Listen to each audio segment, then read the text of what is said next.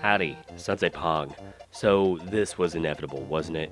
I don't have a co-host to help me carry the show, so at some point, if I do this enough times, I will fail. That's what this episode is. So I'm sorry. I'm not saying this as an excuse, but more of a word of warning. I've been getting over a massive head cold, coughing, body ache mess, was on medication, and my caffeine intake was at a low, as I've hit that point in my cycle of addiction where caffeine doesn't do much for me unless I start popping caffeinated mints, candy, or pills, and homie, don't play that. I'm pretty straight edge, and this be a straight edge podcast. Mostly. Either way, everything's out of order. In terms of my thought train, it's going to post late, so shed a tear, and I don't believe I've got my thoughts out directly enough. So, real fast. After much thought, to avoid a debacle like this again, I've decided to pull back the video game book club to a monthly affair. 3 games, maybe an extra for themed months, 1 new, 1 old, and 1 wild card. As always, I'll briefly let you know what I've been up to, what I've played recently, and maybe throw in a random segment or two. With that, the filler space in between will be now filled with mini-pod series I've been wanting to start up. Gaming news, maybe some retrospectives, etc. They all should be labeled clearly from here on out. So if there's something you like more than the other, you can discern for yourself if it's worthy of a listen. If it becomes a monster and can live on its own, it may get its own dedicated RSS feed as a standalone podcast. We'll see. Either way, I am sorry for this episode. I set the bar pretty low, but this one is breaking all them records. I've also decided to come back to Sonic Chronicles at a later date. You'll see why. Hopefully we can do that before this year ends, but to keep things nice and varied, that'll probably happen next year. This episode's and next month's episode book club information is in the description below, yada yada. And with that, enjoy the show? Seriously, this one is garbage.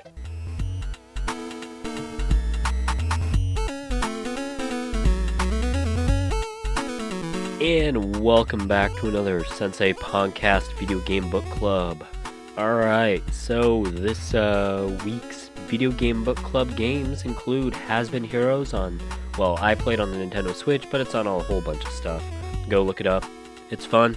If you haven't played it, and it piques your curiosity, go play it. I recommend it. It's actually a lot better than what a lot of reviewers are saying, and I'll get into that in a little bit.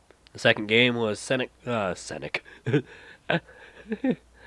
Chronicles, the Dark Brotherhood, the only Sonic RPG ever made. And number 3 was Crisis in the Kremlin on PC and Steam. Oh, yeah, Sonic Chronicles was on Nintendo DS. Anyways, if I sound nasally and if I'm like out of it, if my mind doesn't seem like it's on track, it's because I've had a massive head cold for most of this week. Also, which brings me to another thing. Kind of like the, not last podcast, but man, it is warm in here. I just was like, what is dripping down me right now? It's just like a bead of sweat. It's gross. I'm getting over like a head cold, a massive head cold. I've got like congestion in my head. My head is cloudy, and so I couldn't really play a whole lot this week. And last week was busy, and oh my gosh, it's been rough days. And then when I had the time to like sit down, I was like, man, do I really want to like sit down and play an RPG? So that's really what it came down to. I want to play something a bit more relaxed. Man, I am sweaty as all balls. Yeah, I'm like sweating out a fever right now. I've been like sweating out this fever for like almost 3 days. And I'm not like asking for sympathy here, but I'm just saying, I apologize and I'm sorry. At least I'm getting the podcast out. It's going to be a few days late. I just didn't want to record last night because I was completely out of it. I was just like, oh, I got to save all my energy for going to work. Anywho, so with that, what have I been playing recently? Outside of the video game book club games.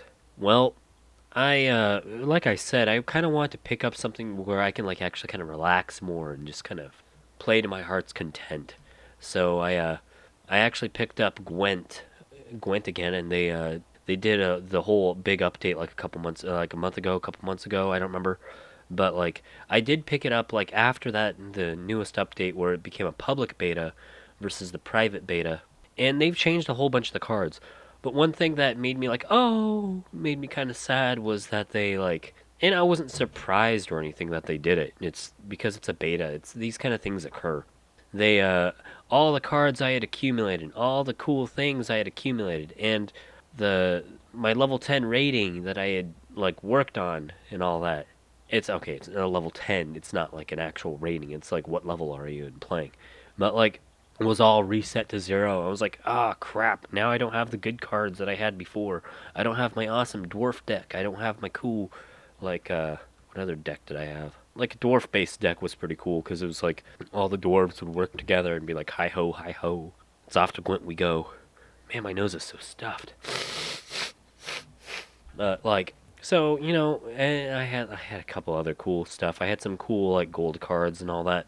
But since all that got reset, I was like, do I want to like like grind again just to have it all like go away once it publicly finally releases as its final form in its third evolution? Do I want to do that? I was like, maybe not. Maybe I'll just wait for the official release. But since I got sick and like last week for some reason I was just like really like I've been going through a few personal things, so I've just been like, well, I just want to relax.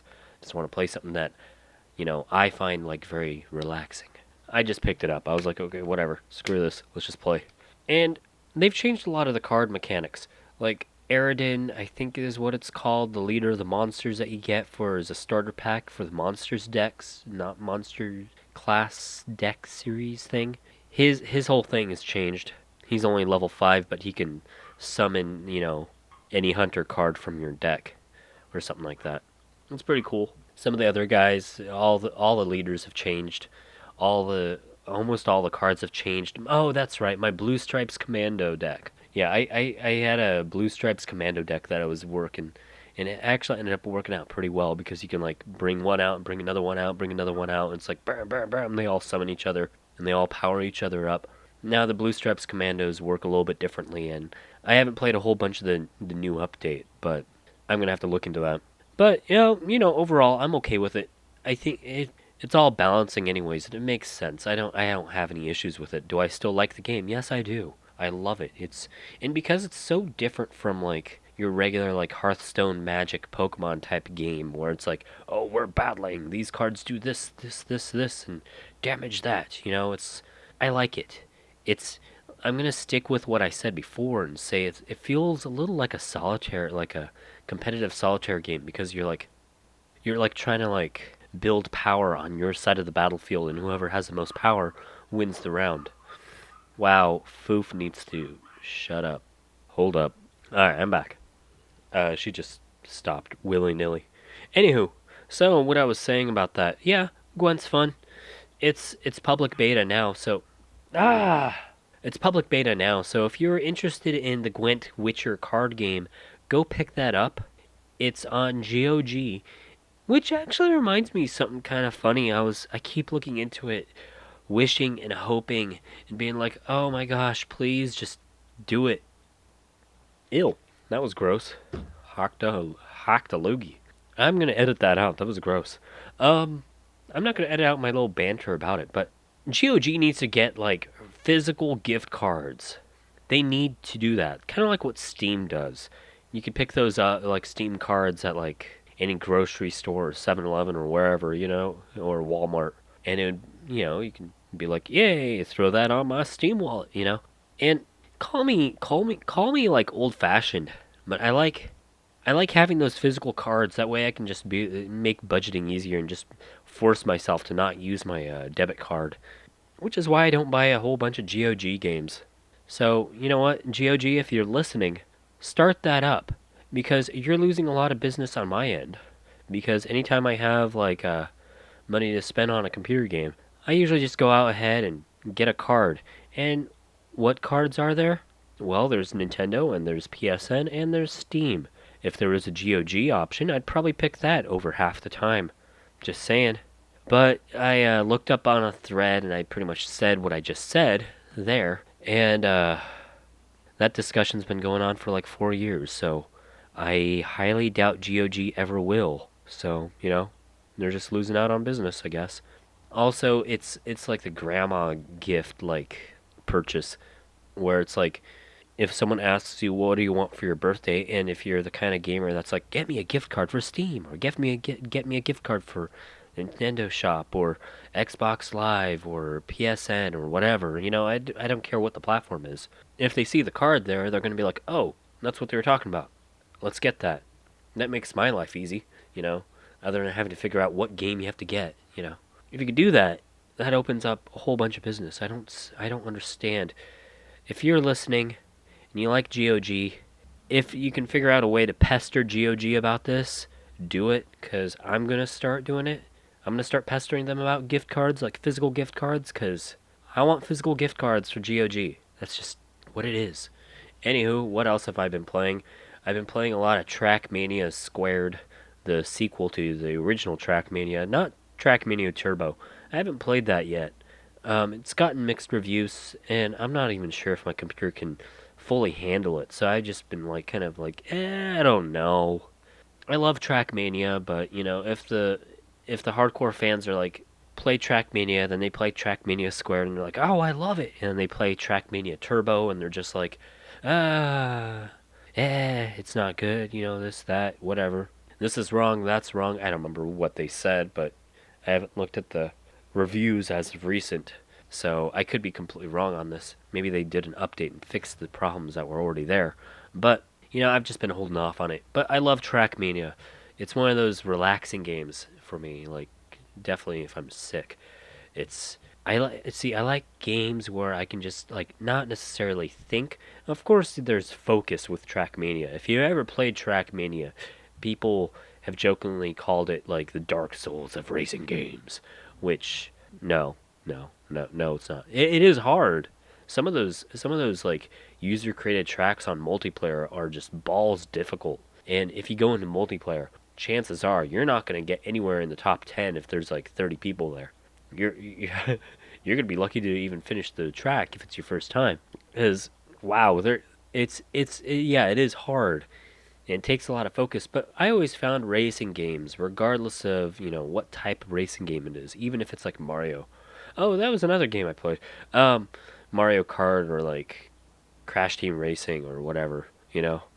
Like they're relaxing. They're fun for me. They're just very like kind of veg out games. They're very I treat it casually, even though you might consider me like a slightly above casual Trackmania fan, because when I get into Trackmania, I play for like hours and days, and I really try to like beat my times and all that, and like try to like fine tune everything, and figure out, okay, how should I come across this?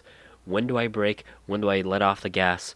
Where should I be on the track when I'm making this turn? That sort of stuff. Real fine tuning. Yeah, so Trackmania, it is a fast paced, it's a fast racing game. And if you're ever curious about Trackmania, there is a free version. I want to say it's called Trackmania Nations. It's basically Trackmania United without all the extra perks and like unlimited play on multiplayer, which might sound bad, but honestly, the limited play isn't as bad as it sounds.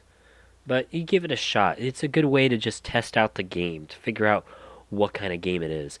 That is available online and on Steam for PC. So check that out if you like racing games that require I can't talk. Require you to really fine tune your skills in like being able to just like tap the analog stick or tap the keyboard just ever so slightly for very tight turns. Man, my mind is not a thesaurus tonight. Anywho, so yeah, I've been playing Trackmania. What else have I played? Oh, that's right. I was gonna say Mario Kart DS, which is kind of an old game, but still a goodie. Because I haven't picked up Mario Kart 8 Deluxe on the Switch yet. I plan to. Yeah, I mean to pick that up. Anytime I have the time to actually and money to pick it up, I always forget about it. So it's like, ah, and I end up spending my put aside other cash stuff on other things, and I always forget about it. I'm just like, balls. Well, anywho, with that, what else have I played? Yeah, the Pokemon trading card game. I'm back on that. Haven't really, didn't really play a whole bunch, but just kind of easing myself back into it because I've been kind of in like a card binge, kind of a strategy binge, also kind of a roguelike and rogue-lite binge. Which reminds me, I haven't really played a whole bunch of it, but I kind of apparently suck at the game. I discovered this mod on Minecraft called Rogue. I think it's version 1.3 or something like that. 1 point whatever it is. A Rogue Minecraft, or just it's simply called Rogue Minecraft. But it's basically like Minecraft, but with randomly generated dungeons, and you have to reach the end. It's pretty cool, actually. I like that idea. It's very nice. It's a very nice little game. The enemies actually act a little bit differently than vanilla Minecraft. They've been tweaked here and there, so be ready for that. I won't give you any spoilers if you pick that up, but that's fun. Which is an nice little segue into what I've been working on my channel. So after so many like started and like stopped and dropped and rolled projects, I been looking back on my backlog and taking a real serious hard look at my analytics to like look at like I do this a lot, and I've been noticing the trend that my VGTs of what is metagaming, what is RNG has been like slowly on the rise of being like it's for like from when I first uploaded it and now the amount of views per day has actually gone up. So it's being shared and being viewed more. So I was taking a look back on my other VGTs and thinking to myself, well, I haven't watched my old stuff in a long time, and I didn't realize how bad the audio quality was.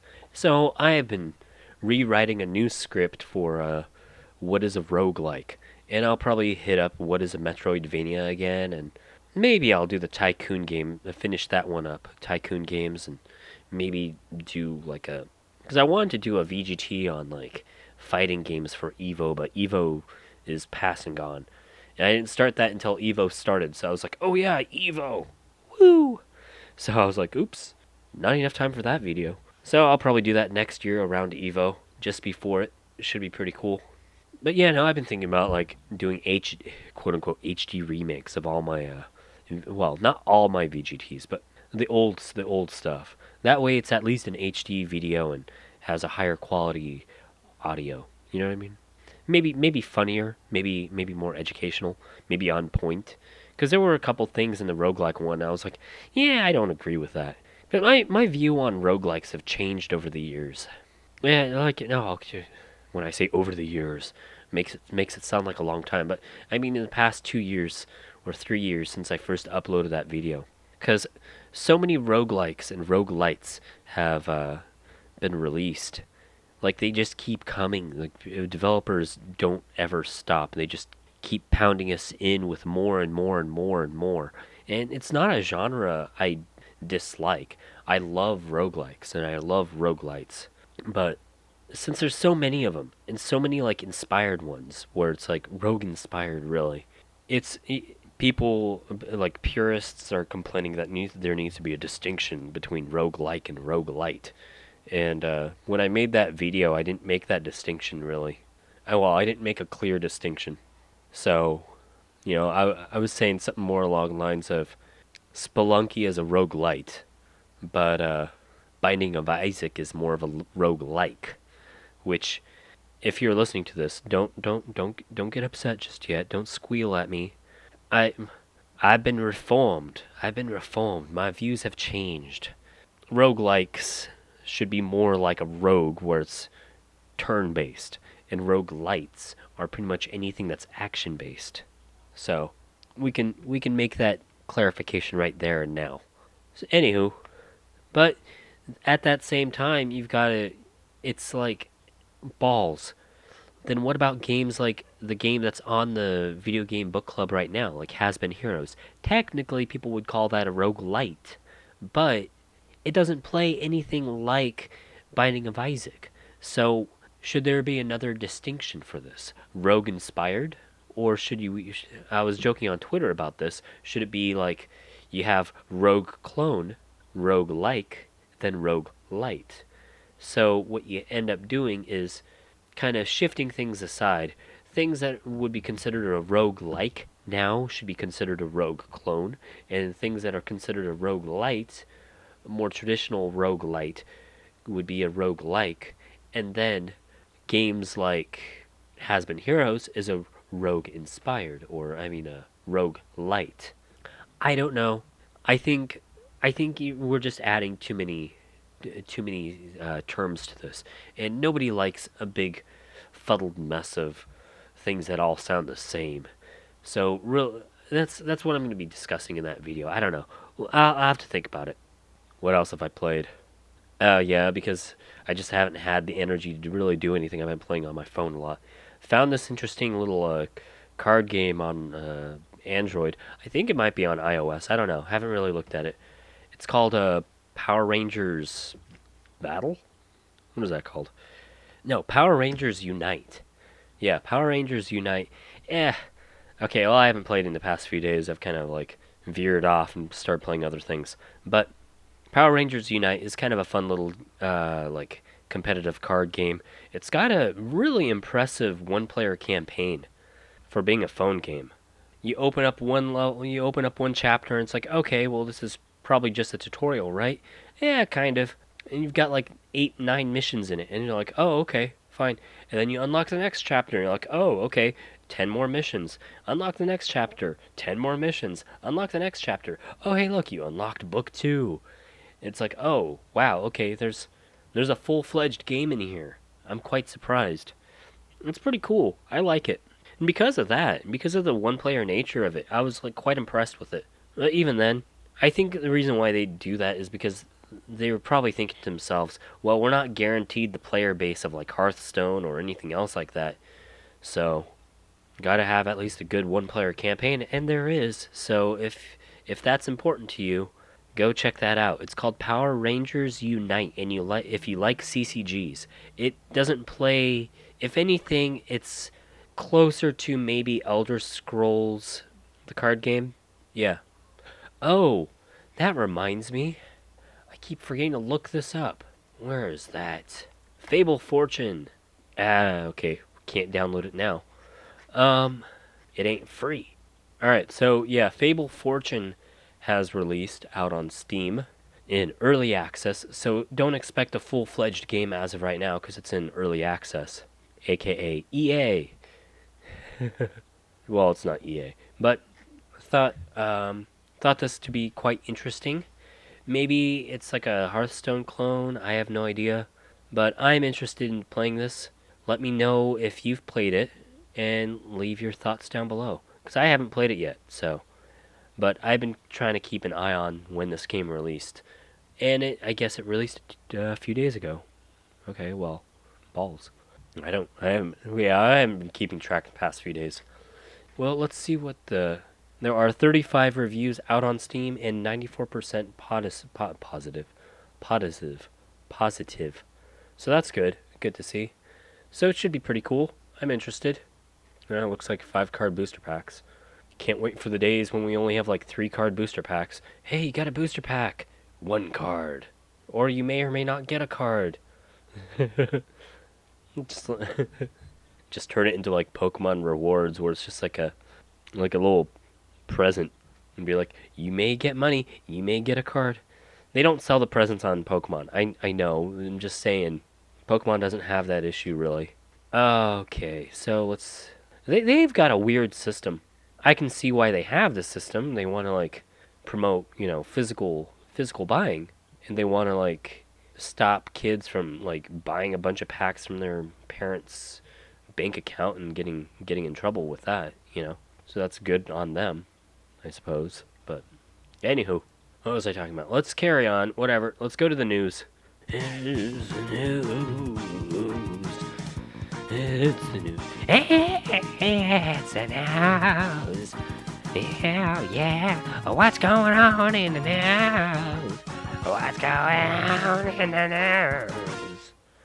Macy Gray, everybody. Macy Gray. Okay, so the new... My segues are getting worse. Oh, my head feels like it's gonna implode. It's getting too hot. I can't deal with it. Anywho, Pokemon Go Fest was a failure to launch. I'm sure you've heard about this already. Kind of sad, kind of expected. The servers failed. A couple thousand or a few thousand people were there, and they were all upset. Niantic CEO was like, "Hey guys, how's it going?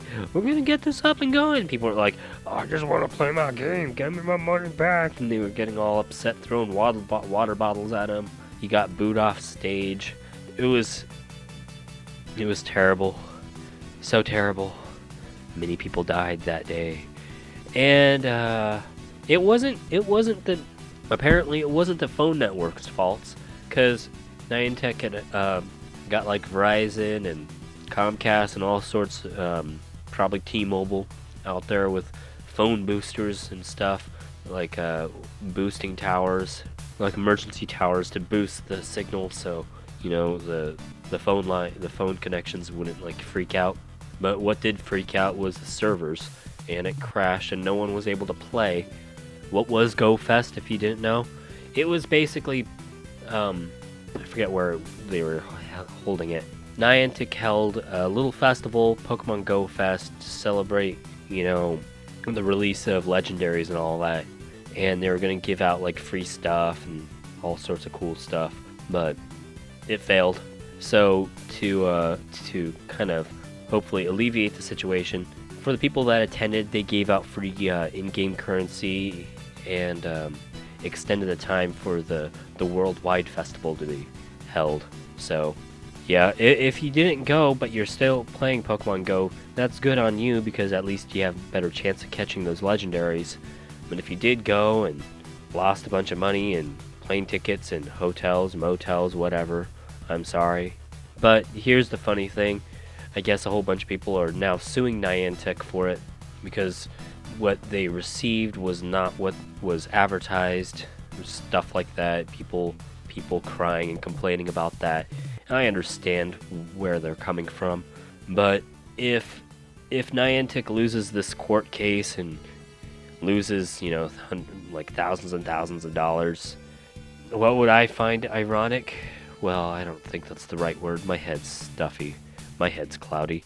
But if Niantic lost this court case and lost so much money that they had to go under and Pokemon Go shuts down.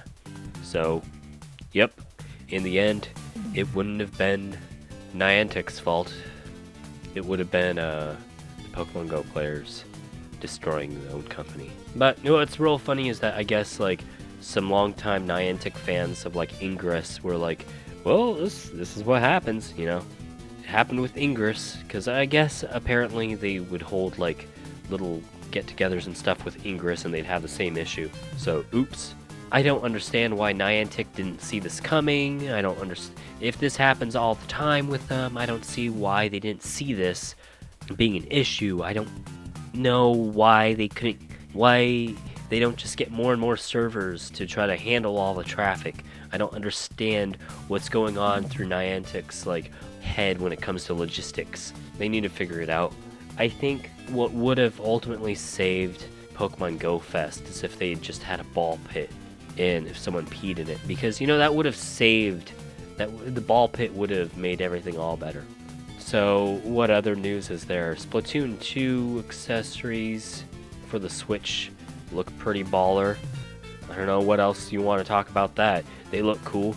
They probably work cool if you like the controls. Man, I'm really bad at this right now. My head's not in the game. SNES Classic pre-orders have been canceled.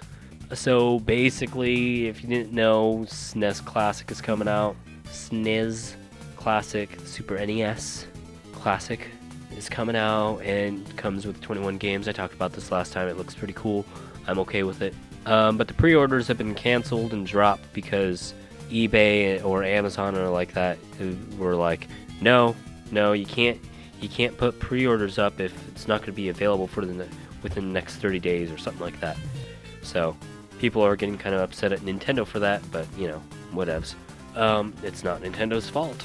That's policy. Well, it is Nintendo's fault because they didn't look at the policy of Amazon or eBay or wherever that was. So, oops. It's not looking... The happiness rating doesn't look very good right now. But the product rating looks great. A Hat in Time release trailer has been released. If you don't know what A Hat in Time is, it's a 3D platformer, which I've been kind of excited for. And that's actually one of the only 3D platformers as of recent I've been like super excited for. You can ask me, well, why weren't you excited about Yooka-Laylee, Pong? Because Hat in Time actually looked more fun. I like the timey-wimey. But no, it looks charming as all balls, and it looks fun, and it looks beautiful, it looks cute, it's fun. It looks great. I watched the trailer myself. It doesn't explain a whole bunch, but it looks pretty good. Go check it out if you're into that sort of thing. It is releasing on PS4, Xbox One, Mac, PC/Steam. I don't believe there's a Switch release, but when A Hat in Time does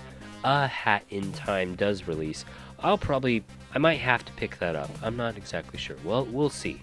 Oh, what other news was there? There was something else I wanted to talk about. Oh, that's right. It was the IGN News Story of the Week. So, yeah. Y'all want to know something terrifying? So, this little clickbait is titled "Researchers Pull Plug on AI After it invents its own language." And a little tagline is, "This isn't the first time AI began communicating in a language humans can't understand. In fact, it happens constantly." That's reassuring. Alright, so, I don't know why this quote is here. I know now why you cry. That's weird. And there's a little trailer to Terminator 2 here, too. I'm not sure what they're trying to imply here. But anywho... So the article is titled, "Artificial Intelligence Develops Its Own Language." Seth G. Macy reports, "We haven't quite researched the terrifying sci-fi hellscape described by the Terminator franchise, but researchers at Facebook have brought us just a bit closer to the age of machines. Recently, they pulled the plug on an artificial intelligence system after it developed its own language. The AI in question was actually designed to maximize efficiency in language, but according to the fast code design, the researchers forgot to add a crucial rule in its programming. The language had to be English, so the two AI agents moved on with their programming to communicate as efficiently as their programming would allow, putting the conversation between the two outside the understanding of humans. Agents will drift understandable language and invent code words for themselves," Georgia Tech research scientist dorA.thI said. "This isn't anything new either. It's sometimes something that keeps cropping up when researchers experiment with this type of AI. The purpose of these particular Facebook AI agents is to communicate in English, so programmers rework the code to get the AI back on track. But if AI is allowed to keep to its own devices," Fast Code Design said, "it eventually creates a language all its own, one that can't be understood by human beings. Now is the perfect time to prepare yourself for the end of humanity's reign over Earth by watching the new 4K Blu-ray of Terminator 2. It seems less a blockbuster action film from the 90s and more a dark fortune-telling of our grim future under the emotionless rule of the machines. Regardless of our impending doom, it's a great movie." Two problems with this article. There's no, wrap-up. And I feel like I'm just being, hawked Terminator 2 the more I think about it. Which, I like that movie. That movie's great. The T-1000 is awesome. An awesome villain robot. And Schwarzenegger's Terminator, the good one, quote unquote, is pretty cool too. He's a nice sympathetic character too. But come with me if you want to live. Yeah. I don't know where to go with this one. But it does feel nice to come back to AI because I went into a lot of talk about AI last episode. Let's see what some commenters say. We need robot overlords, just let them be. Humans are doing a crappy job as it is. It can't possibly be any rule worse under the rule of our AI brethren. Says that guy again won. Blah blah blah. I like Uzi Mandias, not to be confused with Osmandias from Watchmen, but Uzi Mandias. His comment was nothing. He actually doesn't have a comment here. He doesn't have any typed stuff, but he just has like a little animated GIF of Hal from Space Odyssey 2001 Space Odyssey, and his eye, which is a nice thing. Street Magic says, nah, it just be... I gotta read these comments before I actually decide to read them. That's terrible. So let's just read the next... Let's read the next comment in a southern drawl. Random comment, let's go. Now I say, what's the big deal? It's no difference. Then when I go to go get my nails manicured at the salon, and the Chinese ladies who work there refuse to speak English, I know they're talking about me. Okay, these comments are terrible. All these comments are terrible. I thought this would actually be like, okay, AI is essentially a living being. It learns, it makes decisions, it is capable of making the same leaps in logic that we are. However, it does these things much faster than we do. So, shouldn't we approach the developing AI, take a much slower, more cautious approach? Now, before it is tasked with fulfilling objectives, shouldn't it be taught things like ethics and socialization? We shouldn't task a newborn with anything more complex than not choking in its sleep. Treating emergent AI any differently seems doomed for failure, and the stakes can be extremely high. Wow, that is an incredibly good point. July 1976. That's the username, July 1976. Yeah, exactly. I think that's what the point was. The point I was trying to make in the last episode about AI. And this is not going to become an AI cast. I refuse it. So let's just get out of here. That was your gaming news of the week. Wow. Okay. Well, okay, I've been recording for quite a while, but a lot of this is going to have to be edited out because I'm just so out of it. My head's not on.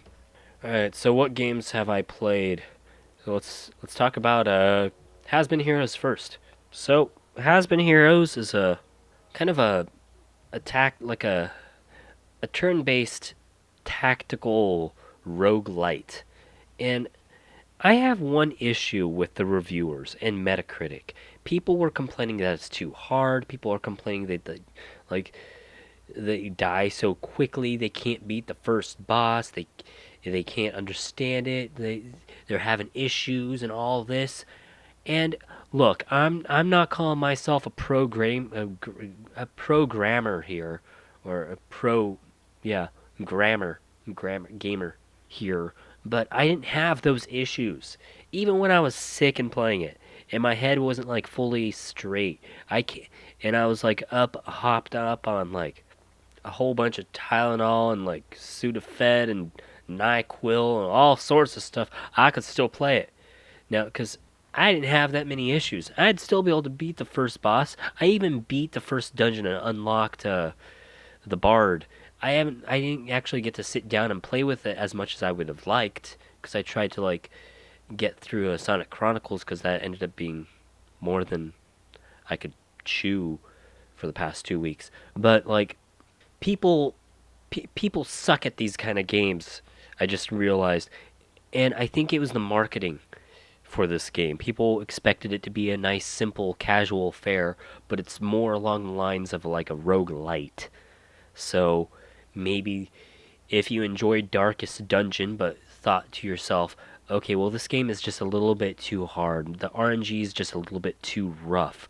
I want something where I feel like I have more control and I can actually get through the game a little bit faster and easier. Has-Been Heroes is basically Darkest Dungeon, but definitely not as hard. So I don't see what the issue is. People were complaining about the difficulty. I didn't find it that difficult. You just gotta sit down and actually think what you're doing. I didn't have that issue. If you had a problem with it, I'm not calling you stupid. I'm not calling you bad at the game. But it's a very thoughtful game. You gotta like actually think about what you're doing.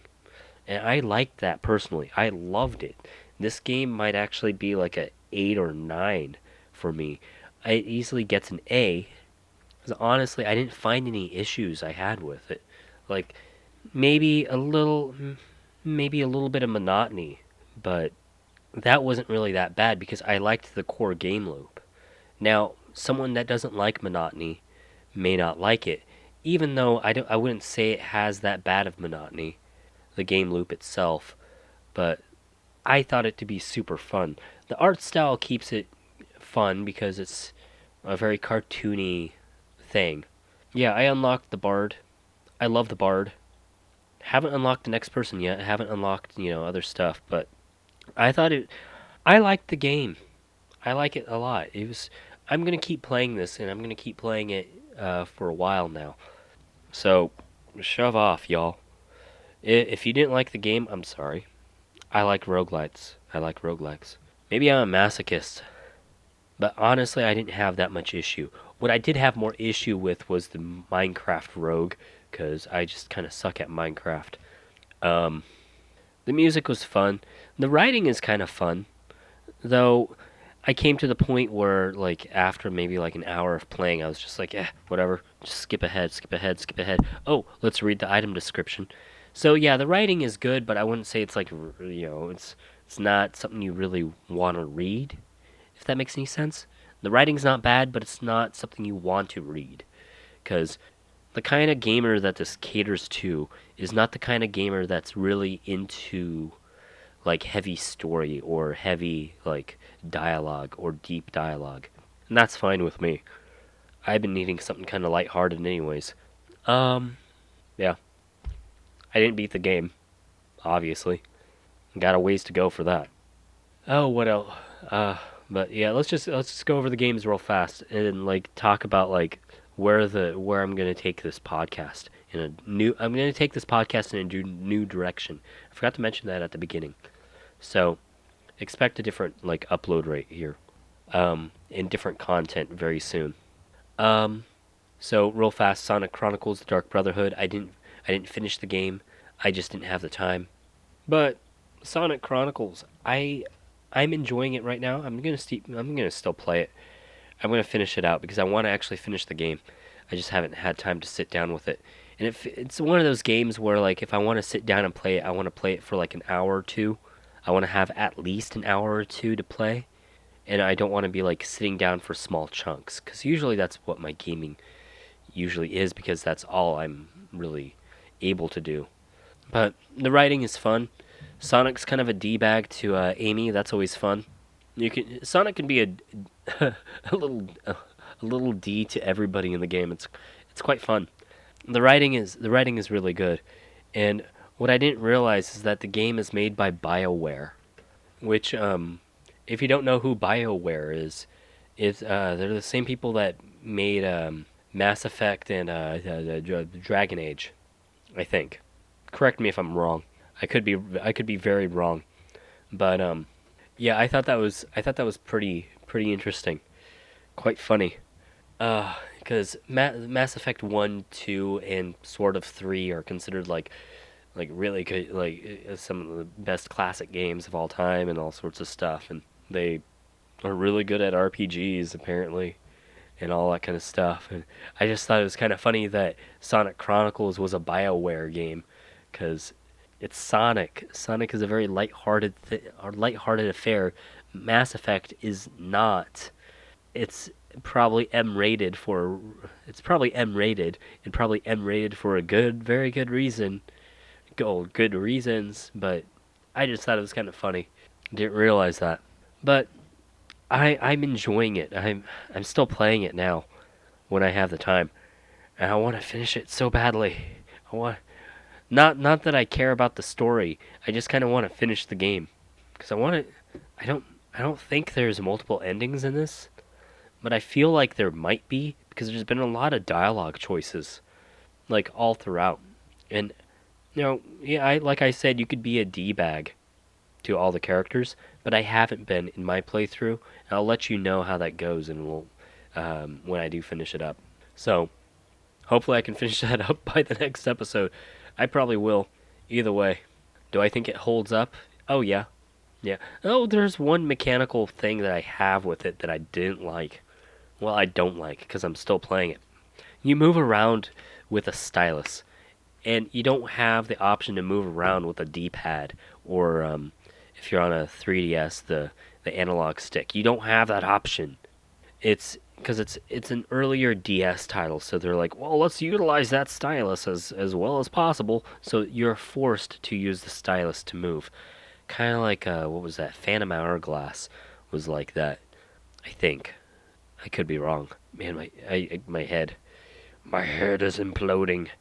Um, all this snot is just like building up until it explodes. But you're forced to move with the stylus, and I don't like that. I like my physical controls. So, no, I'm not saying I don't like the stylus, and I'm not saying I don't like the touchpad. I love the touchpad, and I love the stylus for certain games. Some games do it really well. This game, I wouldn't say does it incredibly well. So if you're gonna ask me if this game holds up very well, mechanically, it could be a lot better. The UI isn't as bad as it could be, but I feel like they could have like trimmed it down a bit because like going through so many steps to like equip characters with certain equipment and like using certain items could have been done easier. But at the moment, I can't really think of a way that they would have. Maybe I don't know. I feel like the game's UI doesn't feel very organized. But outside of that, I like I like the combo moves. I like the I like the turn-based.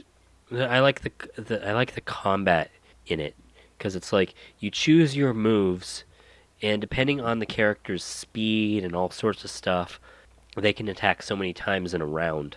Because each fight's like turns are divvied up in rounds. So like Sonic is obviously the fastest character in the game, so he can because of that, his initiative is like really high, so he can attack 3 times. So like that first time, Sonic is probably going to be the first person to attack or do a thing. So like you can make him use an item to try to save another character, and then it goes down to like the list of whoever's next slowest or fastest. And then like the next time Sonic is able to move, he does an attack or a super attack or whatever. So I thought that was pretty cool. I like the mechanic. Only hammers in my dislike for Big the Cat though, because Big the Cat is slow, and he can only like attack once in a round. Where like almost everybody can attack like twice, Big can only do things one time in a round. I was like, wow, Big, you suck. You really are just the tank. He has like a taunt mechanic too that you can like utilize and have everybody attack Big, but it's not like Big's HP is like super heavy. So like if he gets like hit like badly a whole bunch of times in one round, I don't feel like Big can survive that. Maybe barely, or come down to like 40 HP at the most, 50 HP. I just oh my gosh, Big the Cat. Outside of his like in-game utility, he's the most useless character. Hashtag Big the Cat for Sonic Blast or no, what was that? Sonic Mania. I want the Big the Cat game. Just make the whole thing like fishing. Oh, that reminds me of something funny. I'm so out of it right now. That reminds me of this funny tweet that Pro Jared made. He made a tweet of like something saying like he still gets a lot of hate for calling Sonic Adventure 2 a bad game, and in all honesty, look, I'm a huge Sonic fan. I love Sonic. I'm mostly like an OG Sonic player. I've played a few of the new games, namely like Sonic the Black Knight and I mean the Secret Rings. I mean, yeah. And Sonic Adventure 1. That's not a new game though. And some Sonic Generations. Yeah. Oh, and Sonic 06. I played that. Don't ask me why. I played that because Bertie Berry got all excited and was like, well, Fred, I want to play a new Sonic game. Which one's gonna be good? And I was like, well, I don't know, because I didn't really know. I was like, I've always been iffy on 3D Sonic games since Sonic Adventure. And she was like, "Hey, look what I got from this, from the game store for like super low price." I was like, S- Sonic the Hedgehog. I think that's Sonic '06. Ooh. So yeah, I played that. She played it a little bit. It was kind of fun. I'll give it that. Kind of. Yeah. Yeah, it's not a good game. But yeah, I know he was saying like he still gets a lot of hate for Sonic Adventure 2 and calling it a bad game. And I was like, no. I tweeted back at ProJared and was like, no. According to IGN, Sonic Adventure 2 is a 9.4 out of 10. Portal, which is established great game, is 8.9 out of 10 or something like that. 8.7, I think. Therefore, Sonic Adventure 2 is greater than Portal. So, just use some stupid logic there. Yeah, I thought it was funny that Sonic Adventure 2 had a higher rating than Portal. Well, whatever. I give IGN a lot of crap, but honestly, they're not that bad. Yeah, oh, here you go. IGN's rating 8.2 out of 10 for Portal, and Sonic Adventure 2 has a 9.4 out of 10. Let's really 6.5 out of 10 for Sonic Chronicles: The Dark Brotherhood. Dude, I'd say Sonic Chronicles is way better than Sonic Adventure 2. I'm having more fun with it. Look, it's not a deep RPG. Don't expect some like massive storyline or crazy exploration. Like I said, my worst thing about the game was the mechanics. But the game itself is solidly pretty fun. So, do I think it still holds up? Yes. What rating would I give it? I wouldn't give it a 6.5. I'd give it at least a 7, maybe a 7.5. I feel like a 7 might be the golden key for that one. Though I'm thinking of changing my whole rating system to a letter grade. So, I'd give Sonic Chronicles a B minus. Yeah, I think that feels right. A B minus. It's it's fun, but it's definitely not like great. Like it's cheesy, but I expected it to be cheesy. It feels like a Sonic Comics kind of thing, which reminds me of some other sad news. It is official now. Sega's contract with Archie Comics has been dropped, and there will not be any more Sonic comics through Archie. Though Sega did state that they are gonna try to keep Sonic Comics alive through a different publisher. So we'll have to sit tight and see if that ever happens. But that's kind of sad. Anyways, my mind is so out of it I can't really talk about these games. Crisis in the Kremlin. So I had an issue with this game. Yeah, I kind of enjoyed it, but yeah, there were so many things holding it back. It doesn't explain crap. So I like literally the first like 30 minutes of playing, I was just like shuffling through everything, just trying to figure out what I do, what to do. How do I even play? Is there even a game in here? What's going on?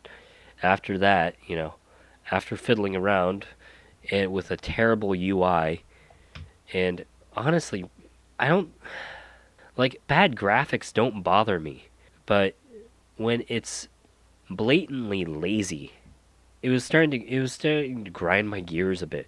I feel I feel like the game was just trying to like hit that niche like hipster audience just too hard. I felt like I was being pandered to. And honestly, it was I'm not I didn't play a whole bunch of it because I just got kind of fed up with it. I was like maybe it was because I wasn't really feeling well when I was like trying to pick it up. And then like later on, like earlier this week when I first started getting sick and my head was starting to like get all like congested, I was just like maybe I just didn't have it in me to like really sit down and really grind out this game, but like I don't feel like as the player of the game you have like a terrible amount of control of what happens because it's just like here's some edicts, choose a choice. It felt like just a multiple choice, choose your own adventure, interactive fiction, visual novel type game. And I don't want that when I play a simulation game like this.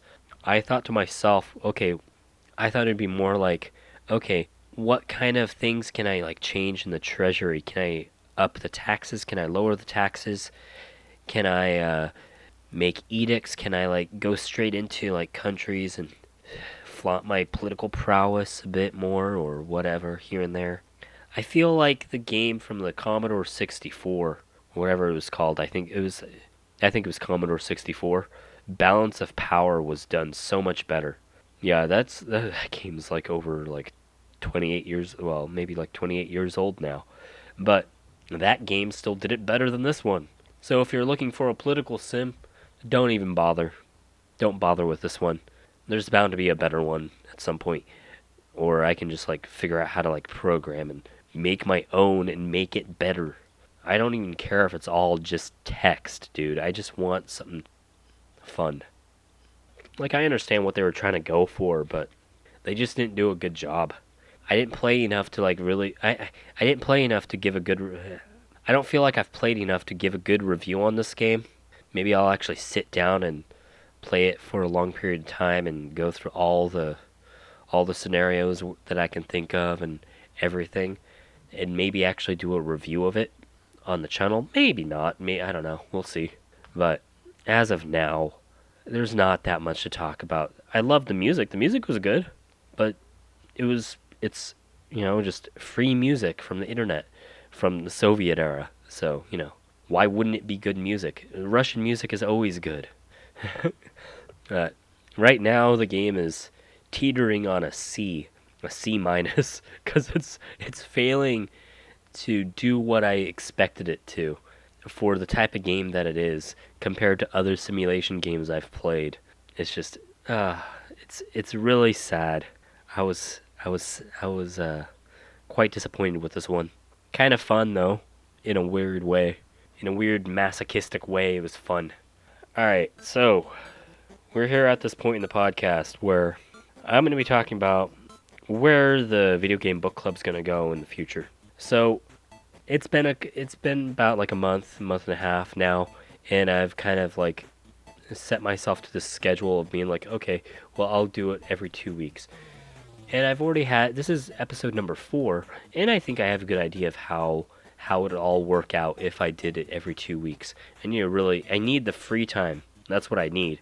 So what I'm thinking about doing, also, there just isn't, in terms of like other videos on my channel and like the download rates for this podcast, even the first one, and all sorts of different kind of stuff, it was just like, maybe there's just not that much interest. Maybe I should go back to talking about video game news. Which brings me to something interesting. So, from here on out, I think the Video Game Book Club will be a monthly thing. At the end of the month, expect a podcast around like the 28th to the 31st of every month. Somewhere in there. Somewhere around the end of the month. Probably on a Friday or Saturday. Now, with that, what are the games next for August? Well, I'm glad you asked. So I'm going to change the format of the book club to having 4 games. I can't think. Interactive fiction, visual novel, and text adventure month is still a go. And I'm gonna do like one big giant episode and like string together a whole bunch of stuff. Maybe like split it into 2 episodes with like a bunch of different games and stuff just to like celebrate that. But for next month, there's only gonna be 1 book club, and I'm still deciding on. Really depends on the games, I suppose. Hold up. All right, here you go. All right, I figured it out.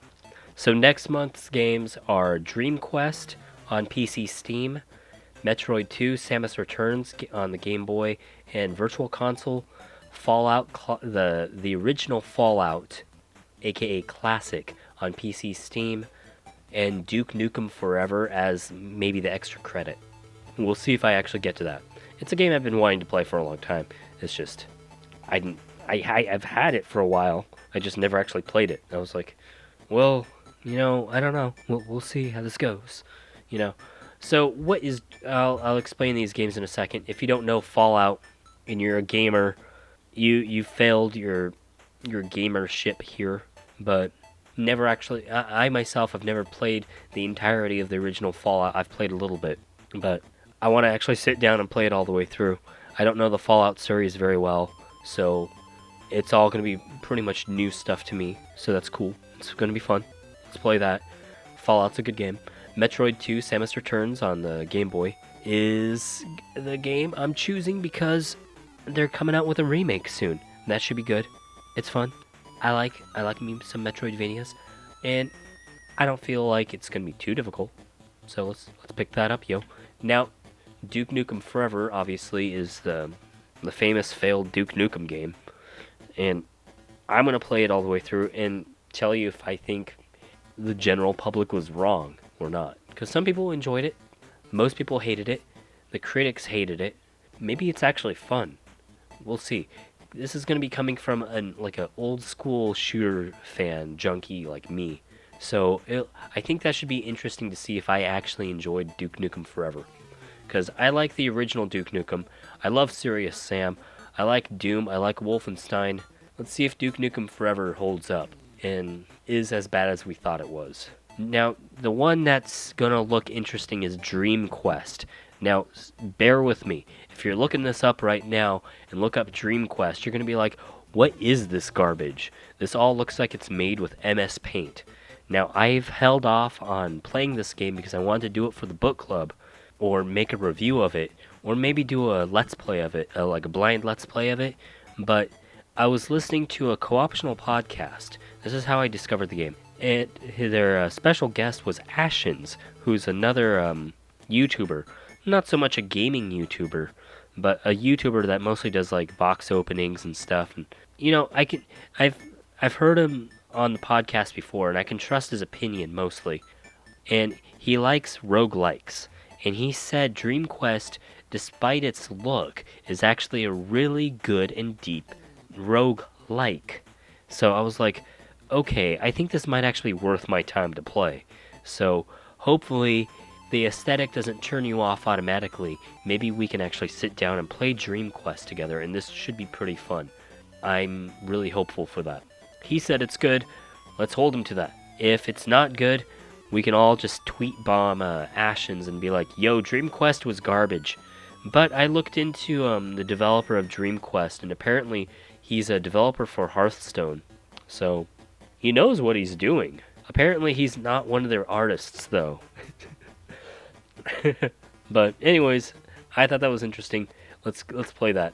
So again, that's Dream Quest. No, whatever. I'm not going to repeat myself. It's all going to be in the description below. So what's going to happen to this podcast? Once a month, there's going to be a video game book club at the end of the month. And I'm going to cover like 3 to 4 games, depending on the size and whatever they are, Maybe just 3 games and maybe 1 extra credit. And then that's going to be every episode, once a month. Now, what's going to be there? What else is going to be there? I'm going to actually structure a newscast sort of thing. Kind of like what I did at the beginning of this, like the very first episode of this podcast, where I talked about the Nintendo Switch presentation. I think I'm going to stick with that format because I like that format. It also allows me to talk about like other things that are going on. That's what I forgot to talk about, the Atari box. Screw it.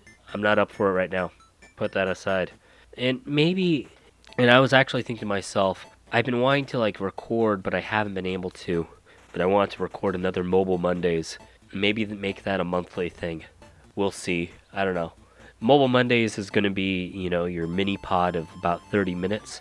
Expect the book clubs to maybe be like an hour, hour and a half.